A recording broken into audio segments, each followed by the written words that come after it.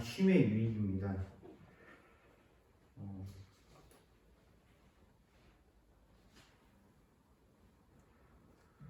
중앙일보에 2021년 8월 4일자에 이런 기사를 냈었습니다.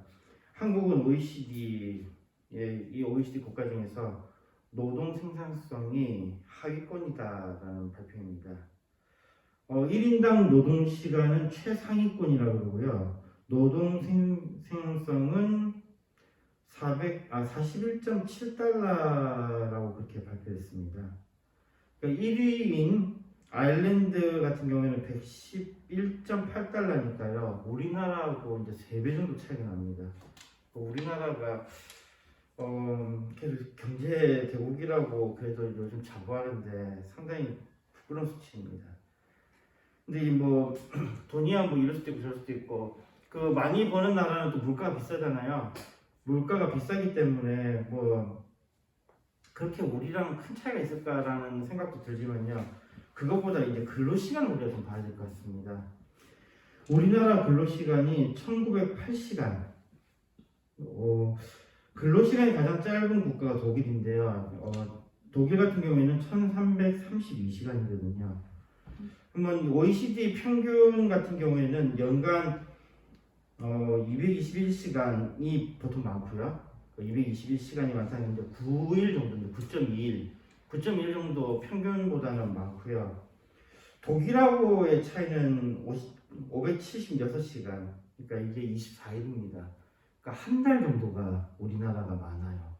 우리가 그 근무하는 날이 한 24일 정도, 한 달에 24일 정도 또는 20일에서 24일 정도에 왔다 갔다 하니까 그렇게 되면은 한 달 정도가 우리가 더 많습니다. 그러니까 우리가 정말로 일을 많이 합니다. 경영인들은 더 많은 노동 시간을 요구하고 있습니다. 이것도 적다고 더 많이 일해야 된다라고 주장하고 있고요. 노동자들은 지금 이거 너무 많다, 더 적게 일해야 된다라고 요구하고 있습니다. 누구의 손을 들어줄 건가는 이제 집권자의 선택입니다. 그래서 오히려 이 집권자에 따라서 노동 시간이 늘어나기도 하고 줄어들기도 하고 그런 모습을 보였습니다. 어쨌든 한국 사람들은 부지런한 사람들이라고 그렇게 알려져 있고 부지런함이 굉장히 미덕으로 알려져 있습니다.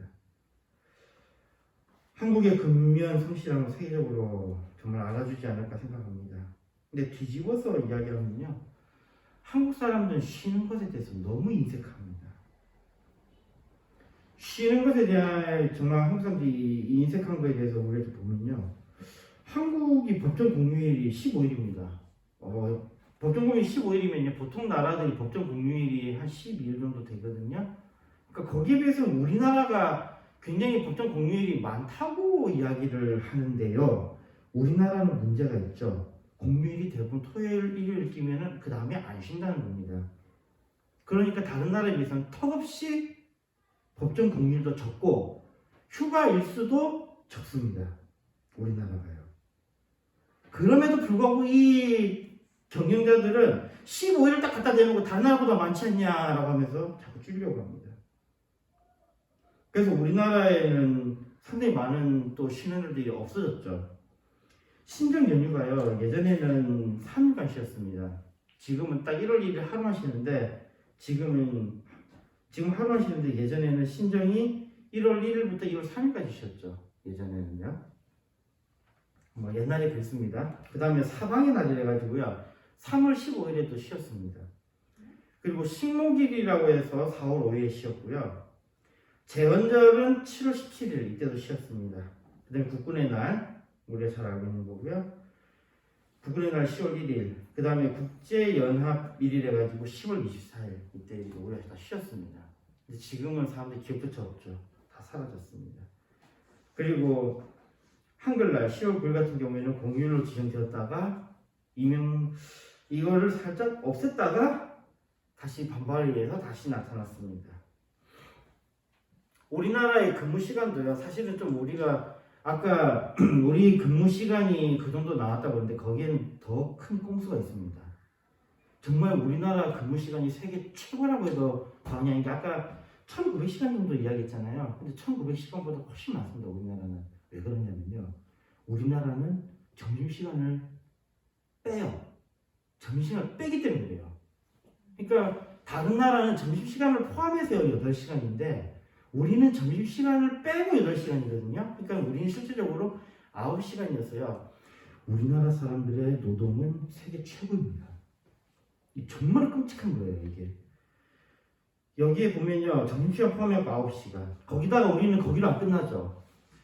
대부분 회사에서는 9시 출근이라 그러면 9시 되기 한 15분 전에는 와서 준비를 해야 된다 라고 하고 6시 퇴근이면 6시 퇴근을 찍고 그 다음 한 15분 정도는 더 있다가 준비하고 가야 된다 뭐 이런 거. 근데 그렇게 안 끝나죠. 조금 더 그 회사에 충성하는 사람들이 만약에 상사가 되면은 30분 일찍 와라, 30분 늦게 가라 라고 했으면 우리는 그러면 총 근무 시간이 10시간입니다. 정말 끔찍합니다. 이거 살인적인 수준이에요. 이거는 살인적인 수준이에요. 이게 굉장히 심각한 거예요. 법적으로는요, 준비 시간, 마감 시간을 포함해서 지금 9시에서 6시입니다. 현재 우리가 소위 말하는 9시간 안에 준비 시간과 마감 시간이 포함되어 있기 때문에요. 안 그래도 요거 가지고 지금 젊은 사람들하고 갈등이 있어가지고 법적인 유권 해석을 내렸었는데, 유권 해석에 따르면은 9시간이 딱 되면 그때부터 시작입니다. 그때부터 준비를 하는 거예요. 업무 준비까지. 그래서 9시 일찍 나오면 안 됩니다. 그리고 6시 딱 끝나기 전에 퇴근 준비까지 다 해서 6시에 딱 나가면 됩니다. 이게 지금 우리나라의 법에 따른 겁니다. 그러니까 먼저 와서 준비할 필요도 없고 늦게 갈 필요도 없습니다. 우리나라 법은요. 만약에 이런 것들에 대해서 누가 이야기를 한다 그러면요, 법을 다시 한번 보라고 이제는 좀 권유를 할 때가 됐습니다. 안 그래도 저도 요즘에 좀 신기한 것이 새로 들어오는 신입들을 보니까 신입들은 딱 9시 맞춰서 오더라고요. 딱 진짜 1분도 안 빠르게 딱 진짜 9시 딱 되고 들어오더라고요. 이야, 이게 정말 대단하다. 정말 잘하고 있다. 그런 생각이 듭니다. 그런데 아직도 점심시간 빼는 야비한 짓을 하고 있죠. 점심시간이 자기가 마음대로 할 수 있는 시간이 아니잖아요. 그리고 원래 8시간에 들어갈 때 거기에 휴식시간과 점심시간이 포함되어 있습니다. 그러니까 사람 진짜 일해보면 8시간까지는 사람이 팔팔하게 일할 수 있는데 딱 보면 1시간 그 차이에 사람들이 다 쳐져요. 아무 의미 없는 1시간입니다. 그리고 우리에게 있어서는 월화수목금금금이라는 이야기를 많이 들었습니다. 월요일부터 금요일까지 일하고 또 토요일도 금요일이고 주일도 금요일이고, 직장이라면 정말 많이 들었던 겁니다. 야근과 휴일 근무를 자제합니다. 이것을 시키는 사람들도 회사가 먼저지라는 이상한 생각을 하고 있어요. 왜 회사가 먼저입니까? 사람이 먼저지. 회사가 먼저다, 일이 먼저다라는 그런 궤변을 넣고 있습니다. 그러면서 일을 시키는 것에 대해서 미안한 기색이 전혀 없어요.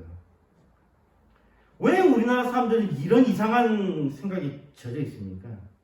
근데 세계적으로도 이런 추세가 있거든요. 여기에 영향을 미쳤던 것이 철학 중에서 공리주의입니다. 공리주의 하면은 절대 다수의 절대 행복이라고 우리에게 알려져 있는 바로 그것이죠. 그리고 이 공리주의가 정말로 세계에 깊이 뿌리 내려 있습니다.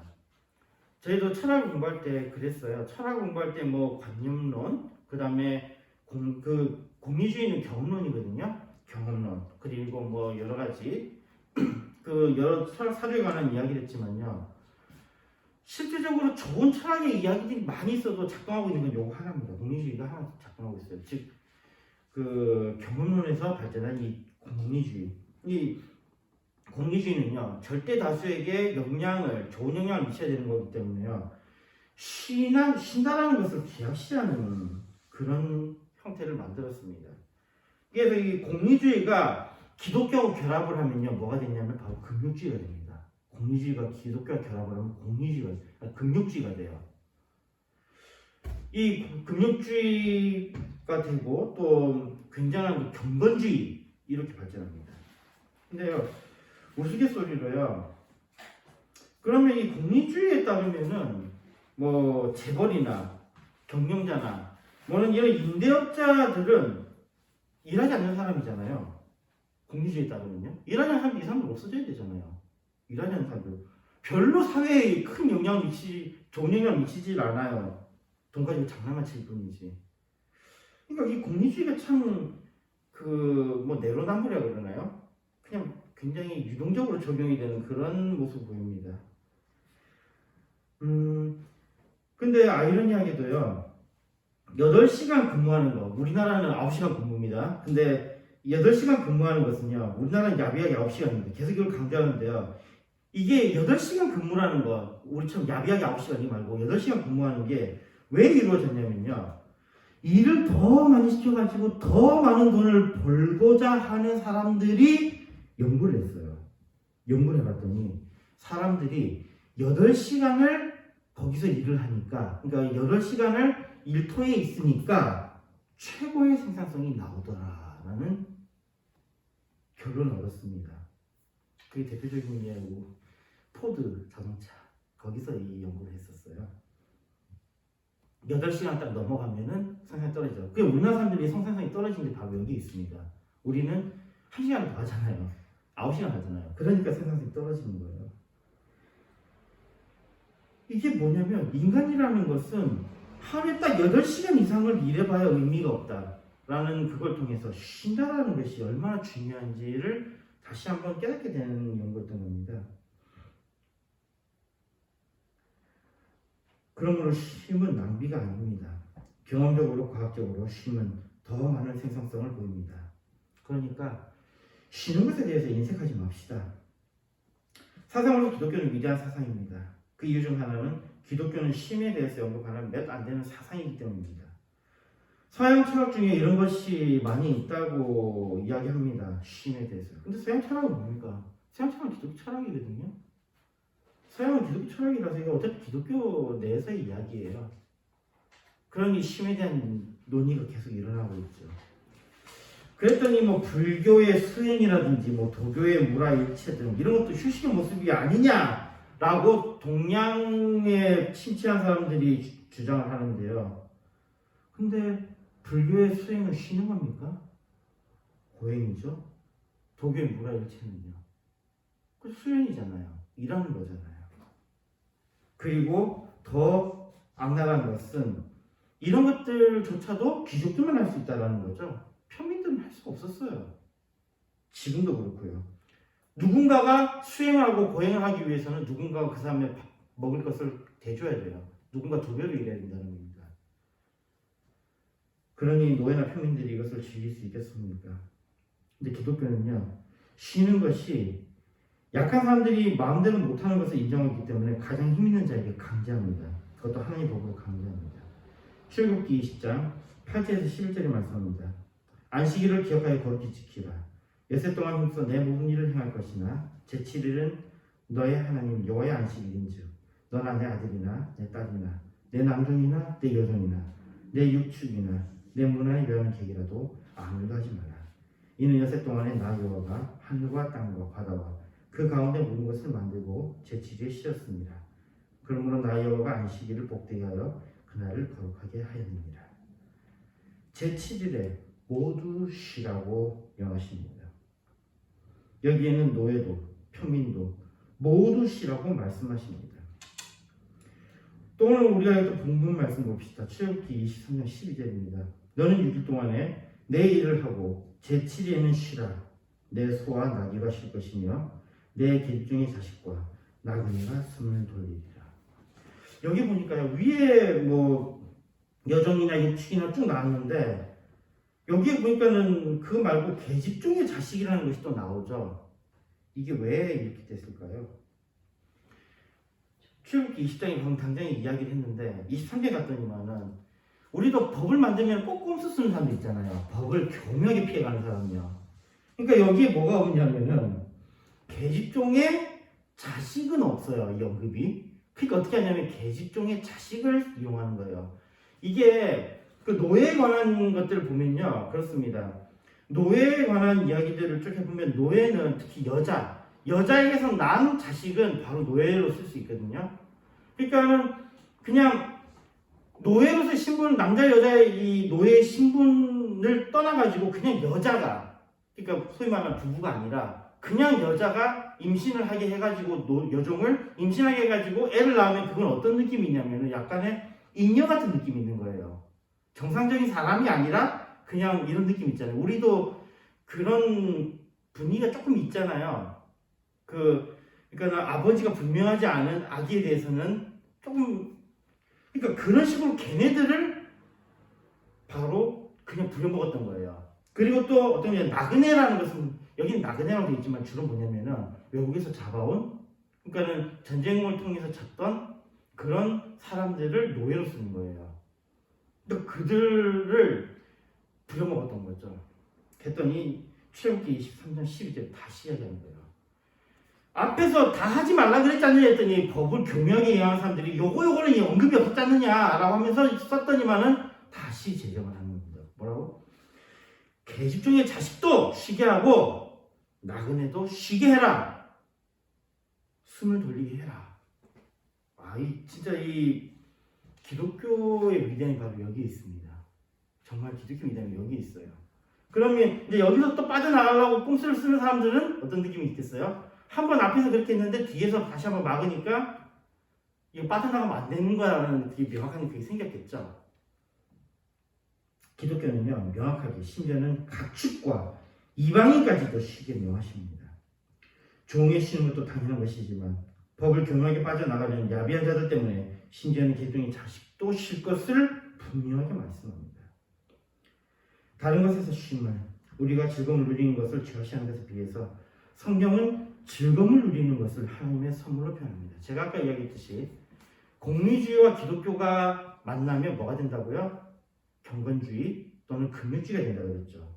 그런데 이 금욕주의는 우리가 믿고 있는 성경을 반합니다. 전도서 5장 19절입니다. 어떤 사람이든지 하나님이 재물과 부유를 주사 능히 누리게 하시며 분복을 받아 수감으로 즐거워하게 하신 것은 하나님의 선물이라. 왜요? 그러잖아요. 금주의자들은 네 재산 많이 가지면 안 돼. 뭐 어떤 겁니까? 네가 부하게 살면 안 돼. 근데 말씀이 어떻게 되어 있다고요? 재물과 부여를 주사. 그리고 또 니네도 재밌게 살면 안 돼. 근데 뭐라고요? 즐거워하게 하신 것은 뭐라고요? 그게 하나님의 선물이라고 말합니다. 우리도 한때 이 이상한 기독교에 사로잡혀가지고요, 주의를 거룩히 지켜야 한다며 돈을 못 쓰게 하는 고난의 길을 선택했던 그런 때가 있습니다. 이게 다 도둑질하는 목사들 때문이었죠. 그 사람들은 웃긴 게요, 주일에 돈 못 쓰게 하고 또는 금식을 하게 해가지고 성미를 모으게 해서는 그걸 어떻게 하라고요? 교회 갖다 바치게 한 거예요. 아주 도둑질하는 목사들이었죠. 그게 우리가 겪었던 전통이 바로 이런 전통입니다. 실제적으로 성경에서 말하고자 하는 그런 전통이 아니에요. 이건 우리가 다시 생각해 보아야 되는 문제입니다. 개인적으로 자기가 금식을 하고 개인적으로 또 뭐 자기의 그 경건을 위해서 하는 것은 문제가 안 됩니다. 근데 제가 왜 여기에 대해서 이야기하냐면 제가 어릴 때도 기억이 나요. 심지어는 제가 다른 교회에서 사역을 할 때도 기억이 나는 게요, 이 목사, 담임 목사가 뭐라 그랬냐면요, 금식을 해! 이러는 거예요. 금식? 금식할 수 있는 거지. 그때 뭐라면, 그리고 성미를 모아가지고 교회에 갖다 내. 너무 뻔한 거예요. 속이 뻔해 보이는 거예요. 아니, 하도 그 이야기 똑같이 하는 거예요. 거기다가, 또, 주일날에 사 먹지 마라. 어쩌다 하면서 그 돈을 모아서, 그러면 한 200만 정도 될 거야. 그거를 특별헌금으로 바쳐. 그래도 아주 오래전 이야기거든요. 그때 200만 원이면 지금 돈으로는 거의 1000만 원에 해당하는 돈이겠죠. 아주 야비하더라고요. 그래놓고 자기는 어떻게 했느냐. 중요한 건 이거야. 자기는 어떻게 했느냐. 자기는 아파트 사고, 서울에 그 좋은 아파트 사고, 자기는 먹고 싶은 거 다 먹고 놀고 다 놀고. 이런 식으로 했다라는 겁니다. 그러나 우리가 다시 한번 생각해 봐야 됩니다. 시편 118편 24절을 말씀합니다. 이날은 여호와의 정하신 것이라. 이날에 우리가 즐거워하고 기뻐하리로다. 주님의 날은 우리가 고난을 겪는 것이 아니라 즐거워하고 기뻐하는 날입니다. 고난의 날이 아닙니다. 일상에서도 금욕주의를 주장하는 이런 것들이 있습니다. 극장에 가는 것, 또 야구를 보는 것, 맛있는 것을 먹는 것, 즐거움을 누리는 것을 죄악으로 여기는 풍조가 있었습니다. 그런데 이것은 이방의 전통이지 기독교 것이 아닙니다. 전도서 2장 26절에 말씀합니다. 하나님이 기뻐하시는 자에게는 지혜와 지식과 희락을 주시나 죄인에게는 노고를 주시고 저로 모아 쌓게 하사 하나님을 기뻐하는 자에게 주게 하시나니 이것도 헛되어 바람을 잡으려는 것이로다. 하나님은 우리가 행복하기를 원하시며 우리가 기뻐하기를 원하십니다. 빌립보서 4장 19절에 말씀합니다. 나의 하나님이 그리스도 예수 안에서 영광 가운데 그 풍성한 대로 너희 모든 쓸 것을 채우시리라. 우리의 쉼은 영광입니다. 죄 가운데 있는 우리들은 평화가 없고 안전도 없었습니다. 이것은 우리가 특별히 성경의 구절들을 이렇게 이야기하면서 증명할 필요가 없는 것이요. 우리 삶 피곤하잖아요. 각자 힘들게 살고 있잖아요. 더 이상 증명할 게 뭐가 있겠습니까? 피곤하고 힘들고 고민도 많고 걱정도 많고 이게 우리의 삶입니다. 욥기 3장 26절에 말씀합니다. 평강도 없고 안온도 없고 안식도 없고 고난만 임하였구나. 이 욥의 말과 같이 우리의 일생은 고난의 연속입니다. 이런 우리에게 참으로 필요한 것이 휴식입니다. 자비로운 하나님은 우리에게 강제로 휴식을 주셨습니다. 그것이 바로 잠입니다. 시편 127편 2절에 말씀합니다. 너희가 일찍이 일어나고 늦게 누우며 수고의 떡을 먹음이 헛되도다. 그러므로 여호와께서 그 사랑하시는 자에게 잠을 주시는도다. 하나님의 사랑을 누린 자들은 잠의 선물을 받습니다.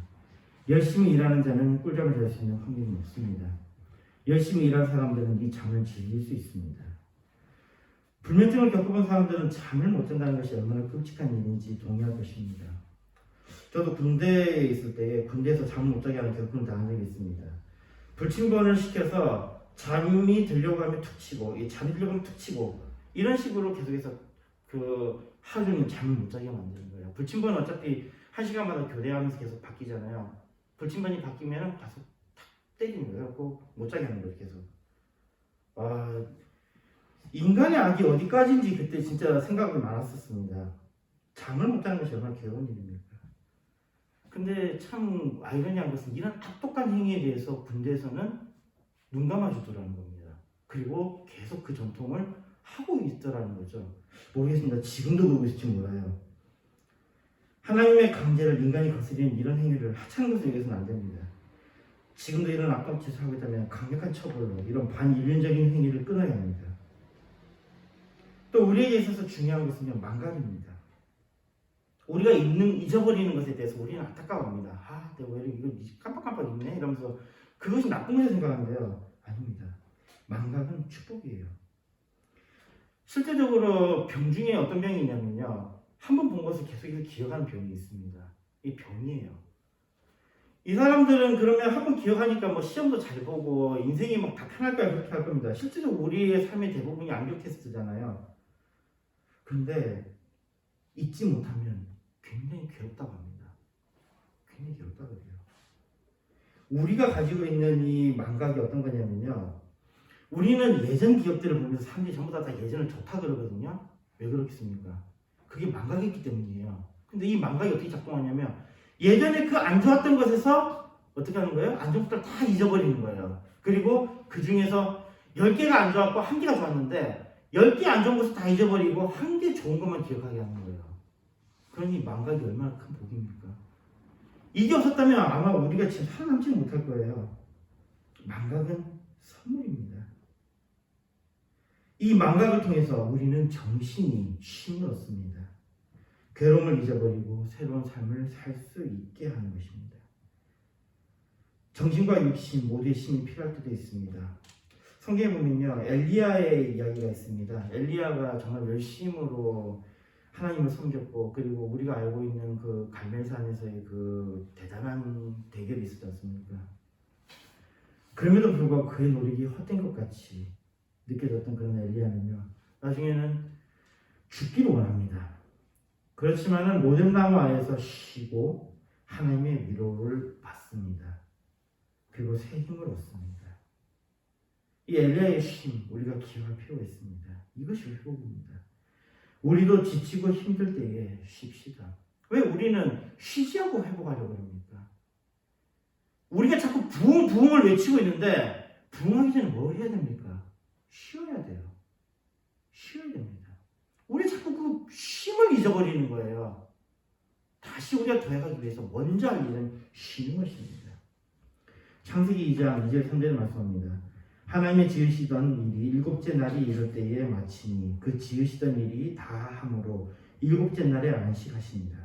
하나님이 일곱째 날을 복주사 거룩하게 하셨으니 이는 하나님이 그 창조하시며 만드시던 모든 일을 마치시고 이날에 안식하셨습니다. 하나님이 안식하셨을 뿐만 아니라 사람에게도 안식하라고 명하십니다. 자, 그럼 우리는 일곱째 날에 쉬는 겁니까? 첫째 날에 쉬는 겁니까? 하나님께서는 일곱째 날에 쉬셨습니다. 근데 인간은 언제 만들어졌죠? 여섯째 날에 만들어졌죠? 그리고 인간은 만들어지자마자 뭐부터 시작했어요? 쉬는 것부터 시작했습니다. 쉬는 것부터 시작했어요. 이 쉰다는 것이 바로 시작입니다. 쉬는 것부터 시작했습니다. 유대인들은 이렇게 말한다고 합니다. 유대인들이 안식을 지키는 거 쉽지 않죠. 근데 이렇게 이야기하더래요. 유대인들이. 우리가 안식일을 지킨 것이 아니라 안식일이 우리를 지켜주는 것입니다. 그렇습니다. 쉬는 것이 우리를 지키는 거예요. 우리가 안식일에 주님을 위해서 무엇인가를 하고 우리가 주일날에 예배를 드리고 하는 이것들이 우리가 지키는 것 같아 보이지만 실제적으로 이것이 바로 우리를 지키는 것이었다는 겁니다. 그리고 지금은 크게 할지 모르겠지만요. 옛날에는 이 예배 드리는 게 굉장히 중요했어요. 왜 중요했냐면요. 이런 의미도 있습니다. 이게 예배 드리는 게 국가적인 행사였었잖아요. 예전에. 그러니까 서양 이야기입니다. 국가적인 행사였거든요. 그러니 높은 사람들이 뭔가 시키고 싶었는데 국가적인 행사에 예배가 있잖아요. 그러니까 어떻게 하는 거예요? 이거를 거스릴 수가 없는 거예요. 그래서 적어도 예배 드릴 때는 어떻게 했죠? 사람이 와서 쉬었다라는 거예요. 그래서 예배가 이렇게 중요한 의미를 갖고 있습니다. 지금도 군대 가면요, 교회 가면은 수많은 장병들이 교회에서 자고 있습니다. 쉬는 거예요. 굉장히 좋은 겁니다. 그래서 쉴 수 있다는 거 얼마나 좋은 일입니까? 예배라는 강제를 통해서 어떻게든 쉬었던 거예요. 그러니 이 안식일이라는 거, 이 안식일을 그렇게 촘촘하게 해놨던 것 때문에 유대인의 지도자들도 어떻게 했던 거예요? 함부로 일을 시키지 못하니까 결국은 결론적으로 어떻게 된 거죠? 안식일을 지키고자 하는 그것 때문에 인간들이 쉴 수밖에 없었다는 거예요. 특히 누가 쉴 수 있었어요?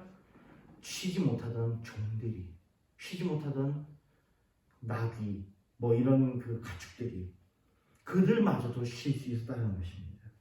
그러니 이 안식일이 결국은 그들을 지켜준 것입니다. 안식일 지키는 이 행위가 결국은 그들을 지키는 것이 되었다는 것입니다. 쉼을 통해서 건강을 지키고 마음을 지킵니다. 쉰다는 것은 자신의 노력만으로 또 살지 말라는 것을 포함합니다. 6일 동안은 자신의 노력을 살았다고 한다면요, 하루는 우리가 일을 하지 맙시다. 하루는 주님께 온전히 맡기라는 의미입니다. 이 이야기는 우리의 삶이 우리가 아무리 노력을 해도 주님께서 해주시지 않으면 어떤 것도 이루어지지 않는다는 것을 딱 의미합니다. 꼭 나를 지정한다기보다는 자신의 삶의 부분에서 쉼을 통해서 하나님의 기적을 보라는 것입니다. 시편 46편 10절에 말씀합니다. 이르시기를 너희는 가만히 있어 내가 하나님 됨을 알지어다. 내가 열방과 세계 중에서 높임을 받으리라 하시도다.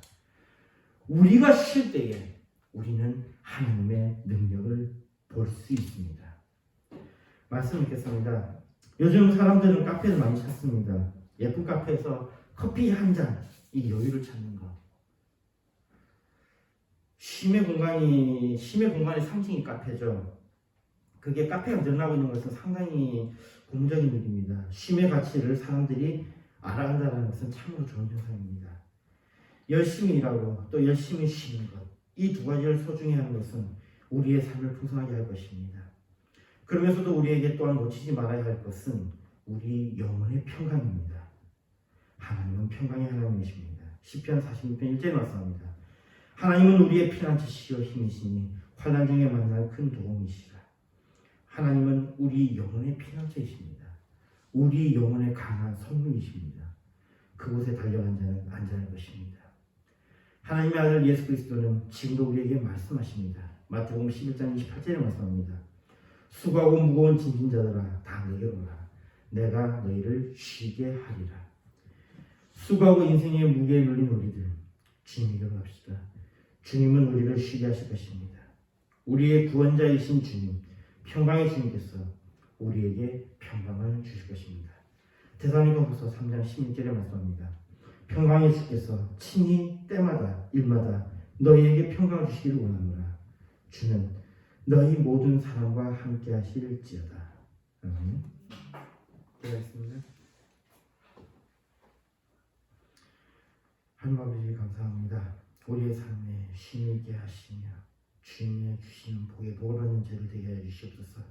예수님을 믿습니다. 아멘.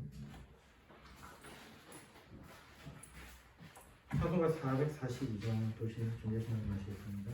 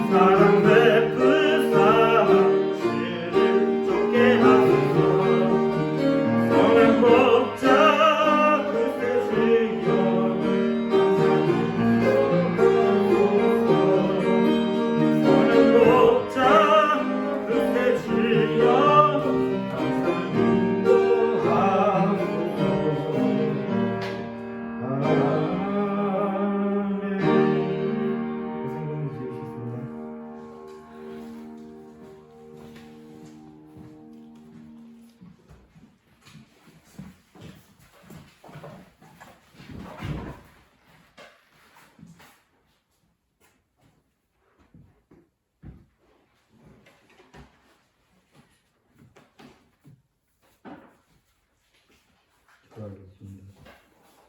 11조 11조 가긴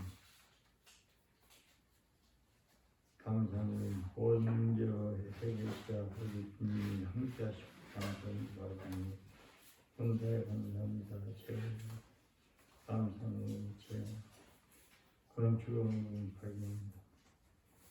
건축은 세상은 성경은 성경은 제가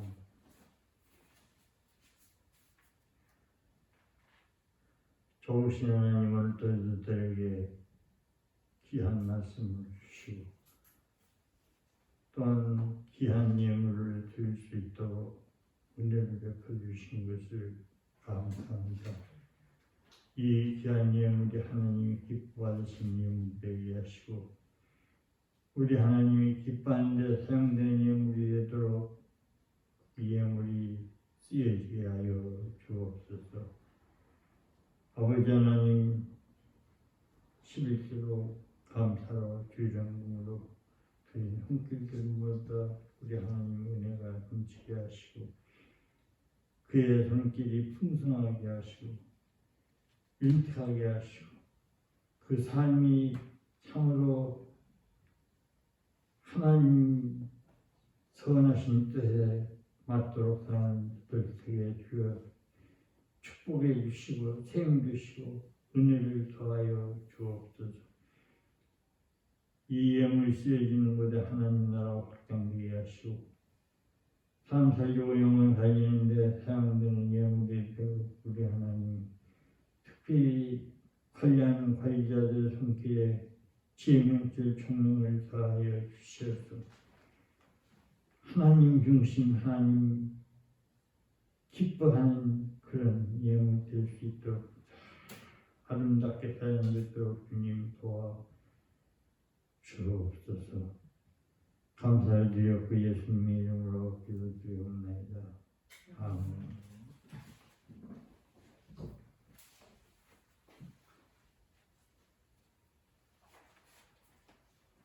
찬송가 2장입니다.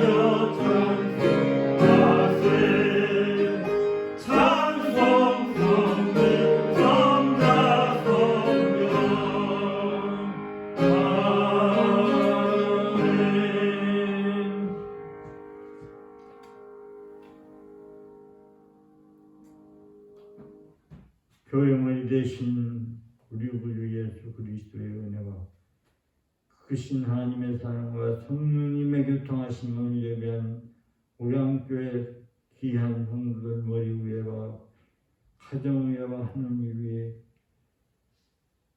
전 세계에 오늘 예수 이름을 부르는 자들 하나님 앞에서 예배 드리는 자들 머리 위에와 가정 위에와 하느님 위에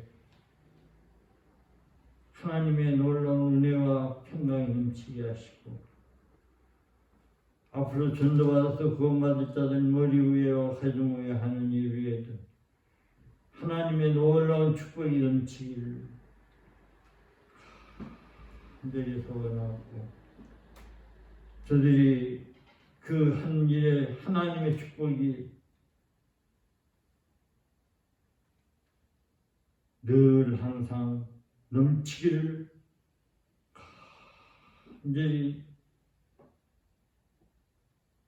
간절히 원하노라. 아멘.